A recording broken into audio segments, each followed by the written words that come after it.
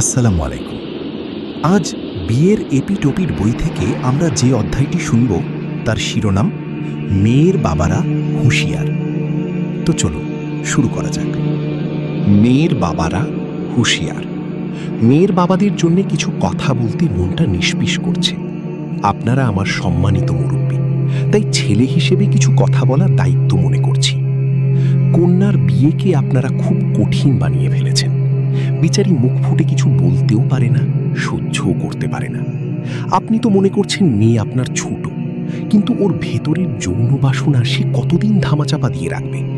2, 3, 4 মাস না হয়ে গেল, কিন্তু বছরের পর বছর সে কিভাবে পার করবে? প্রতি মাসেই তার যৌন কামনা তীব্র হয়। ওটাকে সে দমন করবে কি দিয়ে?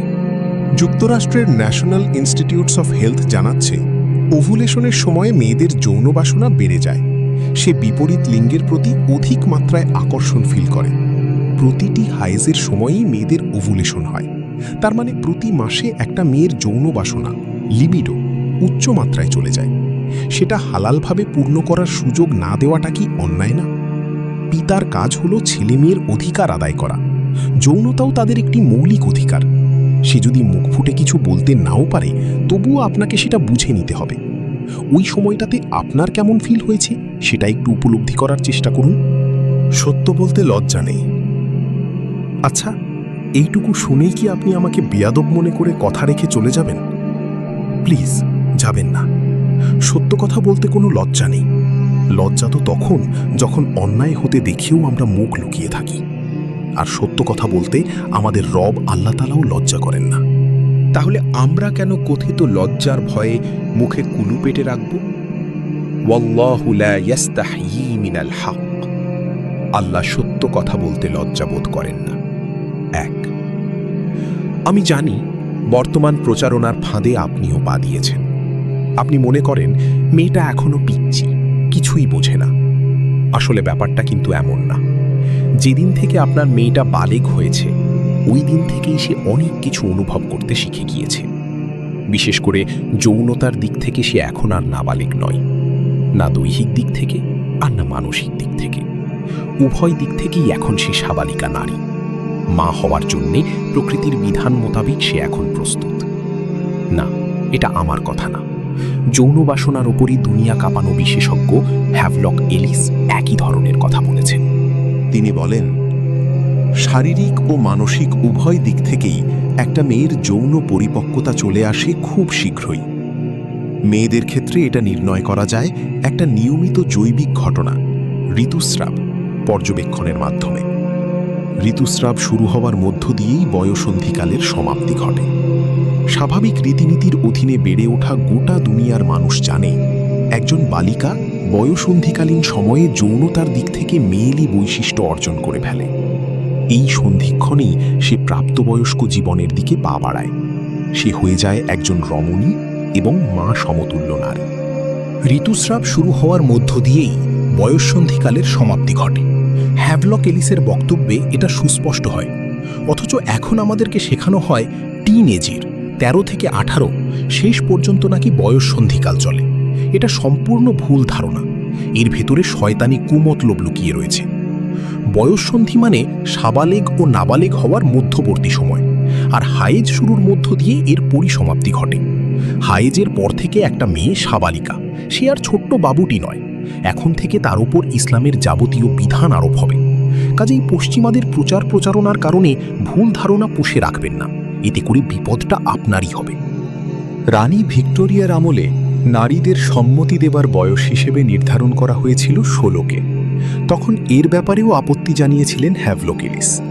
আইন প্রণেতাদের মতামতের ভিত্তিতে 16 বয়স নির্ধারণ করার ব্যাপারটিকে তিনি বলেছিলেন আবেগ নির্ভর, আরবিট্রারি, কৃত্রিম, আর্টিফিশিয়াল এবং ফিতরাত বিরোধী, আনন্যাচারাল। এরপর তিনি বলেন, তারা বায়োলজিক্যাল জ্ঞানের উপর ভিত্তি করে আওয়াজ তোলেনি। সমাজের কমন সেন্স থেকেও তাদের ব্যাপারটিকে জোরদার করা যাচ্ছে না। আসলে সংখ্যাগরিষ্ঠ আইন প্রণেতারা আনুমানিক যে বয়সটিকে নির্ধারণ করেছেন, তাদের এই মতের সাথে মানুষের স্বাভাবিক তাড়নার কোনো যোগসূত্র নেই। মনস্তাত্ত্বিক এবং নৈতিক সমস্ত দিক যদি আমরা বিবেচনার বাইরেও রাখি, তবুও এটা ভাষার বিকৃতি ছাড়া কিছুই নয়।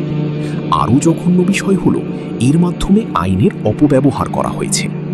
খেয়াল করুন, এই মনোবিজ্ঞানী কিন্তু স্বীকার করেছেন মানুষের স্বাভাবিক যৌনতাড়না 16 নীতিকে সমর্থন করে না। কারণ অনেক মেয়ে এর আগে সাবালিকা হয়ে যায়, তাদের মধ্যে যৌনতাড়না বা লিবিডো জাগ্রত হয়। তাই যৌন সম্পর্ক স্থাপনের জন্যে মানব নির্ধারিত বয়স কোনো ধর্তব্য বিষয় না। এই ক্ষেত্রে প্রাকৃতিক নিয়মই মুখ্য।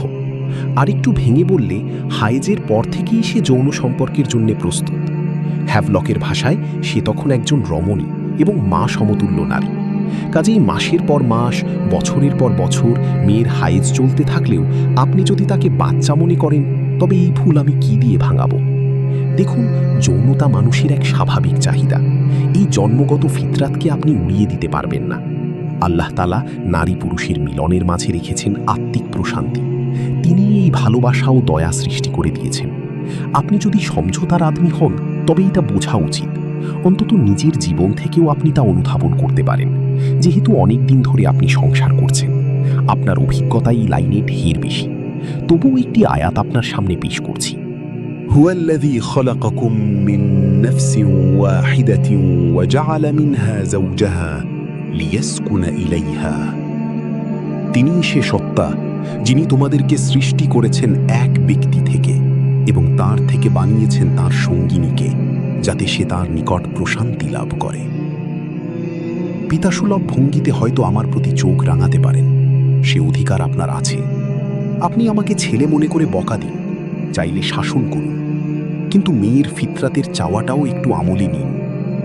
কত যুবতী যে হাহুতাশ করছে সেটা আপনাকে বোঝাতে পারবো না।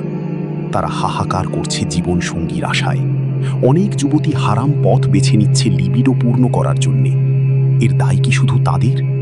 সমাজের মুরব্বী হিসেবে, অভিভাবক হিসেবে আপনার কি কিছু করার নেই? আপনি হলেন পরিবারের কর্তা। বিয়ের আগ পর্যন্ত একটা মেয়ে আপনার অধীনস্থ। তার অধিকার আদায় করাটা কি আপনার জন্য ফরজ নয়? নিজের ইগো বা সোশ্যাল স্ট্যাটাসের কথা চিন্তা করে একটা মেয়েকে আপনি গুনাহের সাগরে ঠেলে দেবেন? না, বুজুর্গির প্রশ্ন তুলবেন না। বুজুর্গদেরও ক্ষুধা পায়, আর যৌনতা ক্ষুধার মতোই স্বাভাবিক এক বিষয়। আলিমগণ যৌনতাকেও মানুষের মৌলিক প্রয়োজনের মধ্যে অন্তর্ভুক্ত করেছেন। পশ্চিম আমাদেরকে শিখিয়েছে খাদ্য, বস্ত্র, বাসস্থান, শিক্ষা ও চিকিৎসাই কেবল মৌলিক জিনিস। কিন্তু এর সাথে যৌনতার কথাটা তারা ইচ্ছা করে বলেনি। ওরা চায় এই মৌলিক অধিকারকে নিয়ে সুপ্তভাবে অনেক বড় বিজনেস সচল রাখতে। কিন্তু আমাদের আলিমগণ যৌনতাকে মৌলিক চাহিদার ভেতরেই স্থান দিয়েছেন। তারা দলিল হিসেবে পেশ করেছেন এই আয়াতকে, যুয়িনা লিন-নাসি হুব্বুশ শাহাওয়াতি মিনান নিসাই ওয়াল বানিনা ওয়াল কানাতিরিল মুকান্তারাতি মিনাজ-যাহাবি ওয়াল ফিদ্দাহ ওয়াল খাইলিল মুসাওওয়ামাতি ওয়াল আনআমি ওয়াল হারথ যালিকা মাতাউল হায়াতিদ দুনিয়া ওয়াল্লাহু ইনদাহু হুসনুল মাআব। মানুষের জন্য নারী, সন্তান, সোনা রূপার স্তূপ, সেরা ঘোড়া, গবাদি পশু ও কৃষিক্ষেত্রের প্রতি আসক্তিকে বড়ই সুসজ্জিত ও সুশোভিত করা হয়েছে। কিন্তু এগুলো দুনিয়ার ক্ষণস্থায়ী জীবনের সামগ্রী মাত্র। প্রকৃতপক্ষে উত্তম আবাস তো রয়েছে আল্লাহর কাছে। বিখ্যাত মনস্তত্ত্ববিদ সিগমুন্ড ফ্রয়েড বলেন, মানবজাতি এবং পশু প্রাণীর যৌন চাহিদার অস্তিত্বের বিষয়টি জীববিজ্ঞান ব্যক্ত করে থাকে যৌন তাড়না শব্দের মাধ্যমে। পুষ্টিলাভের তাড়নার সাথে মিল থাকায় একে ক্ষুধাও বলা যায়। প্রাত্যহিক ব্যবহৃত ভাষায় এই যৌন ক্ষুধা শব্দটির কোনো পরিপূরক নেই, কিন্তু বিজ্ঞান আমাদেরকে এই ক্ষেত্রে লিবিডো ব্যবহার করার সুযোগ করে দেয়। এই বিশেষ ক্ষুধার কথা আপনি নিজেও জানেন। আমি আপনার সামনে বেয়াদবি করতে চাই না, তবে বাস্তবতা না বলেও পারছি না। মেয়েটা আপনার অধীনস্থ, হয়তো লজ্জা শরমের কারণে মুখ ফুটে কিছু বলতে পারছে না, কিন্তু সচেতন অভিভাবক হিসেবে তারাওটা তো আপনার বোঝা উচিত। আপনি সন্তানের চোখের দিকে তাকিয়ে তার মনের ভাষা বুঝতে পারেন, কিন্তু চাক্ষুষ প্রমাণ দেখেও মেয়ের চাহিদা বুঝতে পারেন না। এটা আমি কিভাবে মেনে নেব? রাসূল সাল্লাল্লাহু আলাইহি ওয়াসাল্লামের বাণীর দিকে আপনি তাকান। তিনি হুঁশিয়ার করে বলছেন, সাবধান, তোমাদের প্রত্যেকেই একজন দায়িত্বশীল, আর তোমরা প্রত্যেকেই নিজ অধীনস্থদের সম্পর্কে জিজ্ঞাসিত হবে। ইমাম জনগণের দায়িত্বশীল, তিনি তার অধীনস্থদের সম্পর্কে জিজ্ঞাসিত হবেন। পুরুষ তার পরিবারের দায়িত্বশীল, সে তার অধীনস্থদের সম্পর্কে জিজ্ঞাসিত হবে। নারী তার স্বামীর পরিবার, সন্তান সন্ততির ওপর দায়িত্বশীল, সে এসব সম্পর্কে জিজ্ঞাসিত হবে। কোনো ব্যক্তির দাস স্বীয় মালিকের সম্পদের দায়িত্বশীল, সে এই সম্পর্কে জিজ্ঞাসিত হবে। অতএব জেনে রাখো, প্রত্যেকেই দায়িত্বশীল এবং তোমাদের প্রত্যেকেই নিজ নিজ দায়িত্বাধীন বিষয় সম্পর্কে জিজ্ঞাসিত হবে। এর জন্যে আপনিও দায়ী। মেয়েকে যদি বিয়ের মাধ্যমে হালাল রাস্তা দেখিয়ে না দেন, সে খারাপ পথে পা বাড়াবে। আপনি হয়তো মনে করছেন মেয়ে ছোট, কিন্তু এই ছোট মেয়েটাই তলে তলে অনেক বড় কাণ্ড করে ফেলবে, যা আপনি ভাবতেও পারবেন না। এখন তো হাই স্কুল পড়ুয়া মেয়েদের গোপন ভিডিও ভাইরাল হয়, জিনার কারণে অনেকেই হয়ে যায় গর্ভবতী। সামাজিক লজ্জা ঢাকতে গিয়ে তখন গর্ভপাত করায়। বরিশালে শুনলাম গর্ভপাত করাতে গিয়ে অতিরিক্ত রক্তক্ষরণে 16 বছরের এক কিশোরীর মৃত্যু হয়েছে। অনেক কিশোরী আবার প্রেমিকের সাথে ডেটিংয়ে গিয়ে গণধর্ষণেরও শিকার হচ্ছে। সেক্স ট্রাফিকিংয়ের মাধ্যমে ভারতে নিয়ে বিক্রি করে দেওয়া হচ্ছে অনেক নারীকে। এদেরকে ব্যবহার করা হচ্ছে পতিতালয় সহ নানান অবৈধ কাজে। বন্দি যৌনকর্মী হিসেবে বছরের পর বছর ধরে এইসব প্রতারিত হতভাগ্য নারীদের ভোগ করতে হয় এক বিভৎস নারকীয় জীবন। ও লেভেল পড়ুয়া আনুষ্কার কথা মনে আছে আপনার? 17 বছর বয়সী এই কিশোরীর মৃত্যু নাড়া দিয়েছিল গোটা বাংলাদেশকে। ক্লাসমেট দিহানের সাথে প্রেমের সম্পর্ক ছিল তার। একদিন গোপনে বেড়াতে যায় প্রেমিকের বাসায়, এরপর ফিরে আসতে হয় লাশ হয়ে। বয়ফ্রেন্ড দিহান তার জবানবন্দিতে জানিয়েছে, পারস্পরিক সম্মতিতেই শারীরিক সম্পর্ক হয়। পরে অতিরিক্ত রক্তক্ষরণ হয় আনুষ্কার। কিভাবে হলো? তার রেকটাম ও যৌনাঙ্গে পাওয়া যায় ফরেন বডি। ঢাকা মেডিকেলের ফরেনসিক বিভাগের প্রধান ডাক্তার সোহেল মাহমুদ জানান, যৌন ও পায়ুপথে অতিরিক্ত রক্তক্ষরণেই তার মৃত্যু হয়েছে। ভিকটিমের দেহে ফরেন বডি পুশ করানোর ফলে যৌনাঙ্গ ও রেকটাম ফেটে গিয়ে অতিরিক্ত রক্তক্ষরণ হয় এবং সে মারা যায়। কিশোর কিশোরীরা এখন বড্ড অ্যাডভান্সড, সেটা যেমন প্রযুক্তির লাইনে, ঠিক তেমনই অশ্লীলতার লাইনেও। ভেঙে বললাম না, আশা করি বুঝতে পেরেছেন ওদের মধ্যে কি হয়েছিল আসলে। স্কুল কলেজে পড়ে বলেই মেয়েকে ছোট মনে করবেন না। টিনেজারদের কীর্তিকলাপ আপনি হয়তো জানেন না, আমরা জানি। আমাদের চোখের সামনে এগুলো হর হামেশাই পড়ে।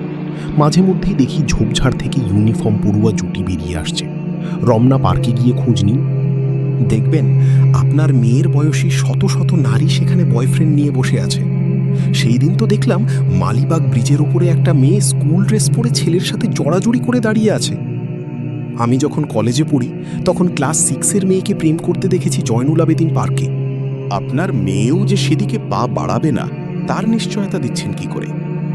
আপনি প্রথমত এই কারণে অপরাধী হবেন যে শিক্ষার নামে একটা জাহিলি পরিবেশে নিজের মেয়েকে ছেড়ে দিয়েছেন। নারী ছিল আওরাতের বস্তু, তার কাজ ছিল ঘরের দুর্গে সুরক্ষিত থাকা, কিন্তু আপনি তাকে কারণে অকারণে বাইরে বের করেছেন। এখন সে উচ্চশিক্ষার নামে ছেলেদের সাথে গ্রুপ স্টাডি করছে, পিকনিকে যাচ্ছে, র্যাগ ডে পালন করছে। এর দায় কার? রাসূল সাল্লাল্লাহু আলাইহি ওয়াসাল্লাম বলেছেন, নারী হলো আওরাত, আবরণীয় বস্তু। যখন সে বাইরে বের হয় তখন শয়তান তার দিকে এগিয়ে দেয়। এই যে সে বাইরে বেরিয়েছে, এখন তার উপর শকুনের নজর পড়বেই, আপনি ঠেকাতে পারবেন না। এটা আপনার প্রথম অপরাধ। দ্বিতীয় অপরাধ হলো ওই সেকুলার পরিবেশেও তার হালাল চাহিদা পূরণের কোনো বন্দোবস্ত আপনি করে দেননি। আপনি তার একাডেমিক খরচ দিয়েছেন, টিউশন ফি দিয়েছেন, পোশাক কিনে দিয়েছেন, কিন্তু যৌনতার বেলায় বুঝেও না বোঝার ভান করেছেন। খাবারের ক্ষুধা মেটানোর জন্য আপনার দৌড়ঝাঁপের কোনো কমতি ছিল না, কিন্তু যৌন ক্ষুধার বেলায় আপনি ছিলেন একেবারে বেখেয়াল। এখন সে বিপথে গেলে দায় কি শুধু একার? মেয়ে ছোট, এই কথা আর বলিয়েন না। যেদিন থেকে তার হাইজ শুরু হয়েছে ওই দিন থেকে সে আর ছোট নয়, সাবালিকা। মডার্ন সেকুলার আদর্শ অনুসারে সে হয়তো ছোট হতে পারে, কিন্তু ইসলামের হিসাবে সে বালিকা। তার মধ্যে যৌনতা গ্রো করেছে, এখন সে বোঝে অনেক কিছু।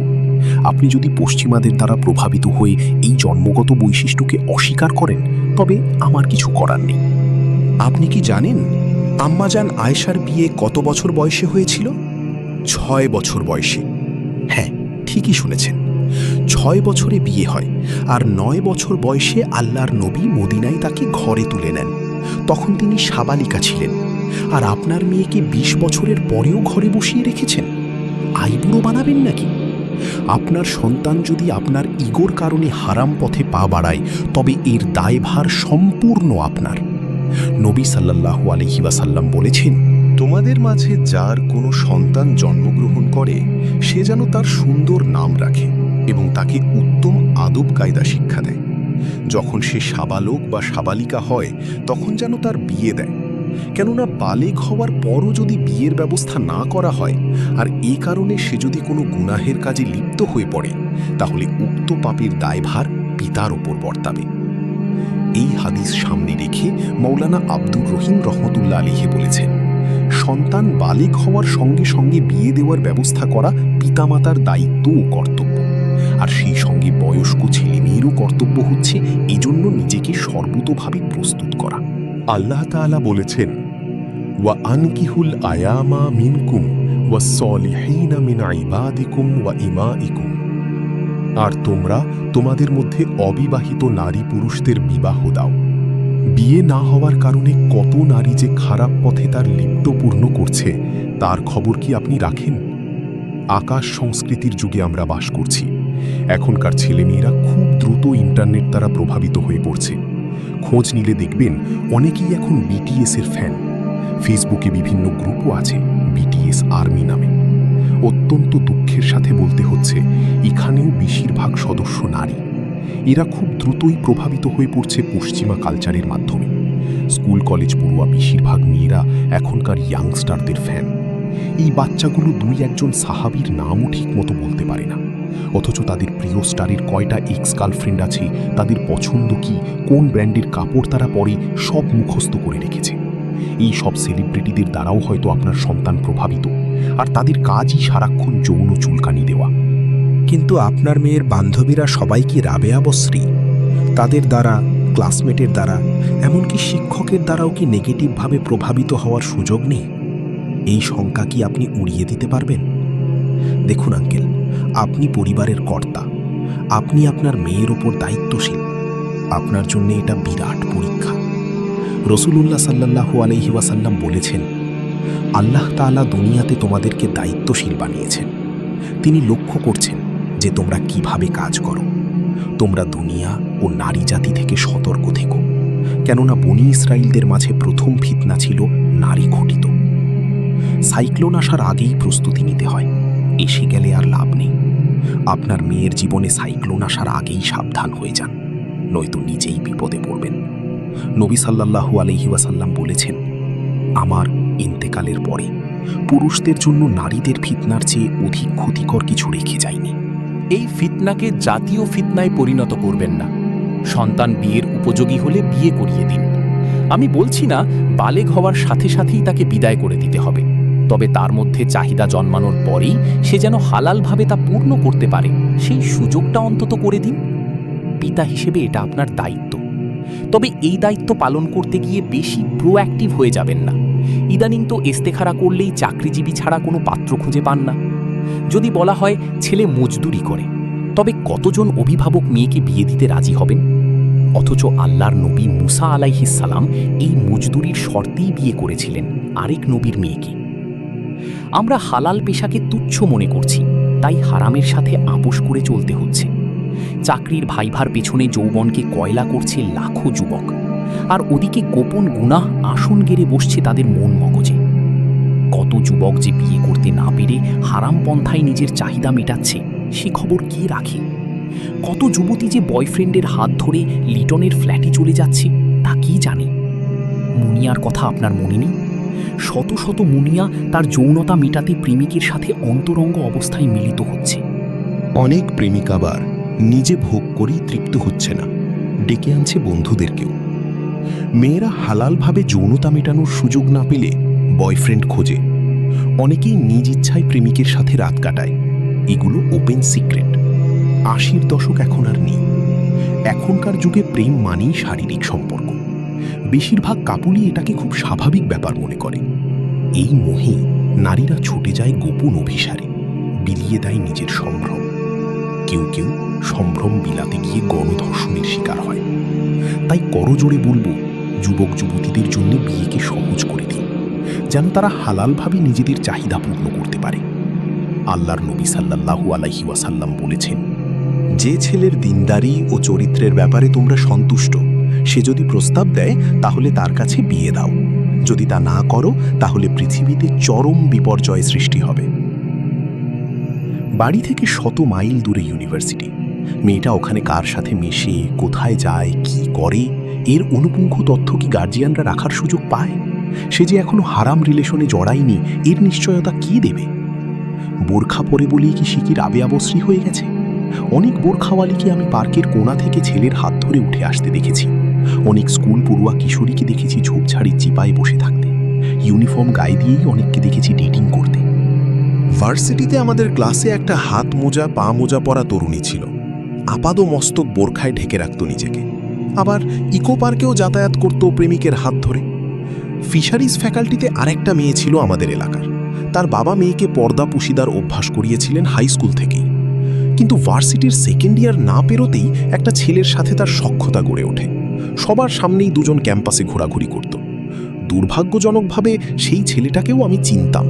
ও আর আমি পড়াশোনা করেছি একই কলেজে। এই ছেলে আর আমি একবার রাতের বাসে ময়মনসিংহ থেকে সিলেট যাচ্ছিলাম। ওকে পেয়ে ভালোই লাগছিল। ভাবলাম রাস্তায় একজন পরিচিত সঙ্গী পাওয়া গেল। ওই বোরখাওয়ালি মেয়েটাও একই বাসের যাত্রী ছিল। তার বাবা তাকে উঠিয়ে দিতে এসেছিল। আমি তখনও টুইস্ট বুঝে উঠতে পারিনি। ভাবলাম হয়তো কাকতালীয়ভাবে ওদের যাত্রা মিলে গেছে। ওমা, বাস ছাড়তেই দেখি দৃশ্যপট পাল্টে গেল।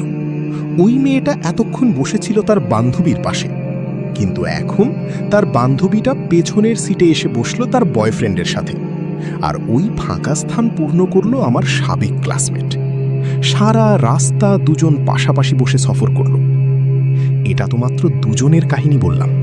এছাড়া লাখ লাখ তরুণীর দৃষ্টান্ত মজুদ আছে। ক্যাম্পাসে জিনা ব্যভিচার ওপেনলি চলে। বিশেষ করে ভ্যালেন্টাইন্স ডে কিংবা পয়লা ফাল্গুনে তো কপুত কপুতির মেলা বসে।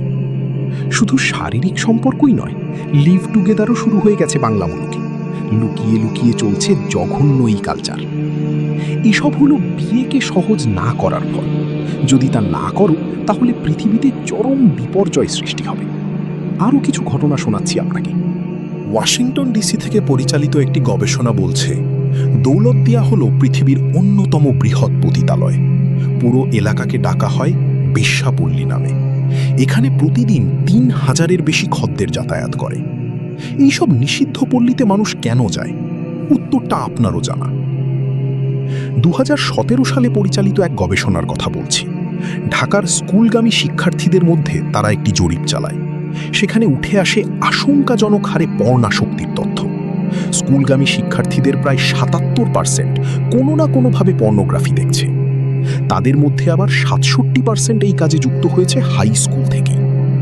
এই বিষয়ে ভয়েস অফ আমেরিকার সাথে আলাপকালে ঢাকা বিশ্ববিদ্যালয়ের সমাজবিজ্ঞান বিভাগের অধ্যাপক সালমা আক্তার বলেন, দুর্ভাগ্যজনক হলেও এটা সত্য যে শিশু কিশোর কিশোরীদের চাহিদার সাথে সমন্বয় রেখে সময় দেওয়ার ব্যাপারে বাবা মা সহ পরিবারের জ্যেষ্ঠ সদস্যদের আগ্রহের ঘাটতির সুযোগে বাচ্চারা ঝুঁকে পড়ছে পর্নোগ্রাফির দিকে। তিনি এটাকে একটি উদ্বেগের বিষয় বলে মন্তব্য করেছেন। যে হারে হারাম রিলেশনের প্রবণতা বাড়ছে তা সত্যি টনক নাড়িয়ে দেবার মতো। আইসিডি-ডিআরবি এবং ব্র্যাক একটি সমীক্ষায় দেখিয়েছে 50% বাংলাদেশের যুবক যুবতী বিয়ে বহির্ভূত যৌন সম্পর্কে লিপ্ত। আরেকটি পরিসংখ্যানে দেখা যায় 90% শহুরে এবং 44% গ্রামীণ তরুণ তরুণী হারাম যৌন সম্পর্ক গড়ে তুলছে, যাদের মধ্যে নারীদের অবস্থান যথাক্রমে 47% এবং 5%। পুরুষদের চেয়েও শহুরে নারীরা হারাম যৌনতায় বেশি লিপ্ত হচ্ছে। ব্যাপারটা কি অ্যালার্মিং না? গার্ডিয়ান হিসেবে আপনি কি চিন্তিত না? বাংলা মুলুকের 43% মানুষ প্রেম করার উদ্দেশ্যেই মুঠোফোন ব্যবহার করে, আর 82% মোবাইল ব্যবহারকারী সুযোগ পেলেই পর্ন দেখে। গুগল সার্চ ইঞ্জিনে 8 লক্ষ বারের বেশি পর্ন শব্দ লিখে সার্চ দেওয়া হয়েছে এই দেশ থেকে। 2.2 লক্ষ বার সেক্স এবং 4 লক্ষ বার সেক্স ভিডিও লিখে সার্চ করেছে বাঙালিরা। ঢাকার 9টি আবাসিক হোটেলে আইসিডি-ডিআরবি পরিচালিত জরিপে দেখা গেছে প্রায় 80% তরুণ পরোক্ষভাবে প্ররোচিত হয়ে যৌনকর্মে লিপ্ত হচ্ছেন। এদের 1/3 আবার লিপ্ত হচ্ছেন গ্রুপ সেক্সে। অধিকাংশ ক্ষেত্রেই তাদের যৌনসঙ্গী হচ্ছেন পেশাদার যৌনকর্মী। গবেষণায় দেখা যায় এসব তরুণের প্রায় 20% মধ্যে যৌনবাহিত ইনফেকশনের লক্ষণ দেখা যায়, তবে এদের মাত্র 15% চিকিৎসকের কাছে যান। প্রায় 80% তরুণ পরোক্ষভাবে প্ররোচিত হয়ে যৌনকর্মে লিপ্ত হন, আবার অনেকে পর্ন সিডি দেখে যৌনকর্মে উৎসাহিত হন। এদের অনেকের বয়স 11 থেকে 14 বছর। পর্নোগ্রাফিতে শুধু ছেলেরা নয়, মেয়েরাও আসক্ত হচ্ছে। আপনি জানেন না, ভার্সিটিগুলোতে নারীরা এখন প্রকাশ্যে পর্ন নিয়ে চর্চা করে। ছেলে বন্ধুদের সাথে প্রকাশ্যে এগুলো আদান প্রদান করে। বিশ্বাস করুন আঙ্কেল, আমি সত্যি কথা বলছি, আমি এগুলো জানি। চোখের সামনেই এমন বেহায়াপনা ঘটতে দেখেছি। এগুলো এখন ওপেন সিক্রেট, প্রায় জায়গাতেই হয়। একটা বিশ্ববিদ্যালয়ের কথা আমি জানি। আপনি যদি সেটার বোটানিক্যাল গার্ডেনে যান, তবে লজ্জায় মাথা নিচু করে চলে আসবেন। হ্যাঁ, পরিস্থিতি এতটাই নাজুক। এরই মধ্যে আপনি আমি বসবাস করছি। এমন পরিস্থিতিতে আপনার মেয়েটা স্কুল কলেজে যাচ্ছে, কিন্তু ওর হালাল প্রয়োজন পূরণের রাস্তা আপনি করে দিচ্ছেন না। সেও যদি ওই সব পথভ্রষ্টদের তালিকায় চলে যায়, তবে আপনার মান সম্মান কিভাবে রক্ষা পাবে? মেয়েটা আপনার সাথে থাকে কয়েক ঘন্টা, কিন্তু বেশিরভাগ সময় চলে যায় ক্লাসমেটদের সাথে। ওদের মধ্যে কতজন যে পর্ন দেখে, প্রেম করে, ব্যভিচার করে তা তো আপনি জানেন না। ধরে নিলাম আপনার মেয়ে ভালো, কিন্তু ওদের সঙ্গী তো নাও ভালো হতে পারে। সে যদি ওদের মাধ্যমে প্রভাবিত হয়ে যায়। রাসূল সাল্লাল্লাহু আলাইহি ওয়াসাল্লাম তার জামাতা আলীকে উপদেশ দিয়ে বলেছেন, হে আলী, 3টি বিষয়ে বিলম্ব করবে না। নামাজের যখন ওয়াক্ত হয়ে যায়, জানাজা যখন উপস্থিত হয়, স্বামীহীনা মেয়ের বিয়ের সমমানের সম্বন্ধ যখন পাওয়া যায়। আমি তো আপনাকে উপদেশ দিতে পারি না, তাই অনুরোধ করছি, মেয়েকে মান্যত না রেখে বিয়ে দিয়ে দিন।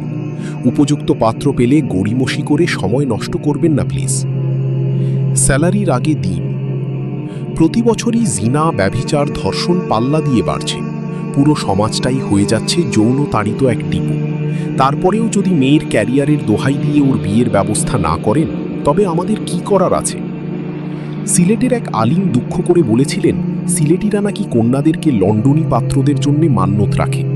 আমি জানি না আপনি কার জন্যে মেয়েকে মান্যত রেখেছেন। গায়রাতমান্দ পাত্র পেলে আর দেরি করবেন না। ছেলে কর্মঠু, দিনদার, হালাল ইনকাম আছে, মেয়েকে পর্দায় রাখতে পারবে, তাদের সামাজিক অবস্থানও আপনার কাছাকাছি, ব্যাস যথেষ্ট।